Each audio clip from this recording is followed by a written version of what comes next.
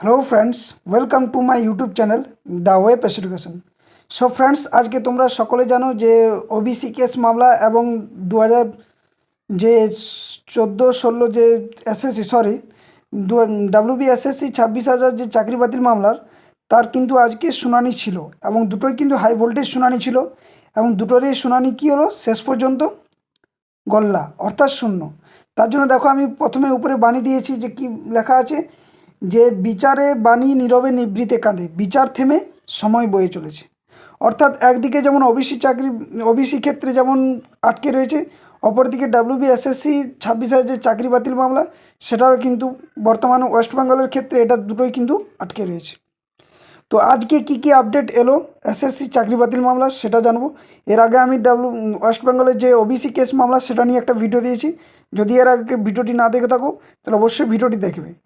কোনো সেরকমভাবে ব্যাখ্যা করার কোনো বিষয় নয়, কি শুনানির বিষয়টা এসছে সেটাটুকু আমি সংক্ষেপে বলবো, কারণ ভিডিওটা বেশি লং প্রসেস করে কারো আর ভালো লাগছে না দেখতে বা শুনতে।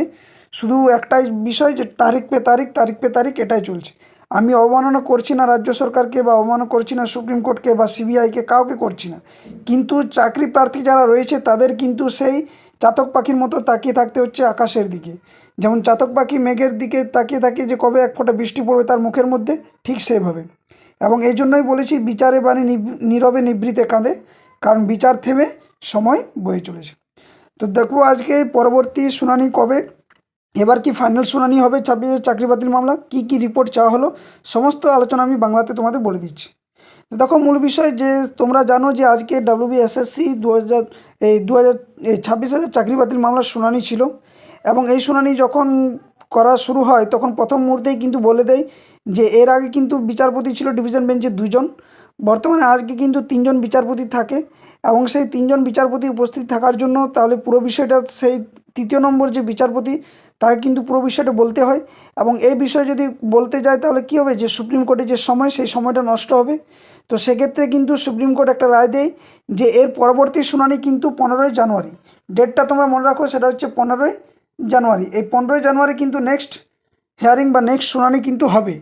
তো 15ই জানুয়ারি কারণ এই কারণে করা হলো কারণ তখন সেখানে কিন্তু হয়তো যে তৃতীয় যে বিচারপতি ছিলেন তিনি হয়তো উপস্থিত থাকবে না, সেই জন্য এই বিষয়টা করা হয়েছে।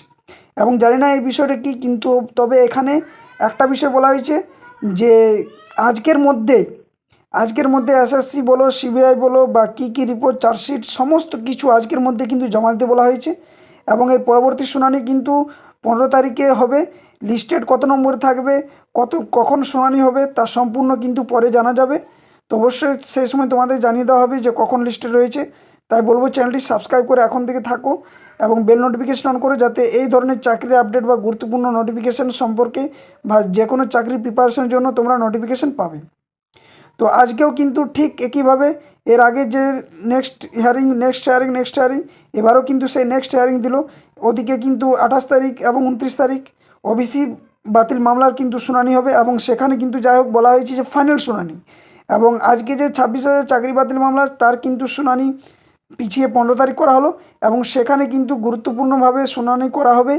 আর একটা বিষয় যে আজকের মধ্যেই কিন্তু সিবিআইকে সমস্ত কিছু রিপোর্ট পেশ করতে বলা হয়েছে। এখানে কি অথেন্টিক রয়েছে, কি কারা যোগ্য কারা অযোগ্য, এই সমস্ত কিছু সেখানে আলোচনা করা হবে বলে জানা গিয়েছে।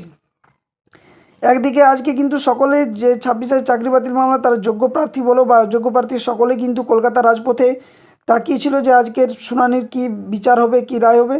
তো যখনই শোনা গেছে যে 15 তারিখ নেক্সট শুনানি, সকলেই কিন্তু মন ভেঙে গেছে এবং একের পর এক কিন্তু অবস্থা খারাপ হয়ে চলছে। তো আজকে কিন্তু এই 26,000 চাকরি বাতিল মামলার শুনানি কিন্তু পিছিয়ে গেছে এবং নেক্সট শুনানি কিন্তু 15 তারিখ এভাবে কিন্তু ঘোষণা করা হলো। তো আমরা সকলে কিন্তু আবার তাকিয়ে থাকবো নেক্সট শুনানির জন্য। 15 তারিখ কী রায় আসছে কি না আসছে সেটা অবশ্যই পরবর্তী শুনানিতে বোঝা যাবে।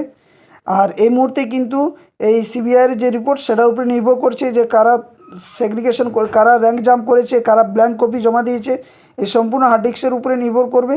তো কী রিপোর্ট সিবিআই জমা করছে সেটা ওনাদের হাতে রয়েছে। দেখা যাক নেক্সট শুনানিতে আলোচনা হবে সম্পূর্ণ বিষয়টা। তো এটাই ছিল আজকে তোমাদের আপডেট, বিশেষ কিছু আপডেট নয়, শুধু এটাই বলার যে 15 তারিখ নেক্সট শুনানি হবে। তো ভিডিওটি যদি ভালো লাগে অবশ্যই ভিডিওটি লাইক করো, বন্ধুর সাথে শেয়ার করো, আর যারা চ্যানেলে নতুন আছে অবশ্যই চ্যানেলটি সাবস্ক্রাইব করে বেল নোটিফিকেশন অন করে রাখো। ধন্যবাদ, জয় হিন্দ।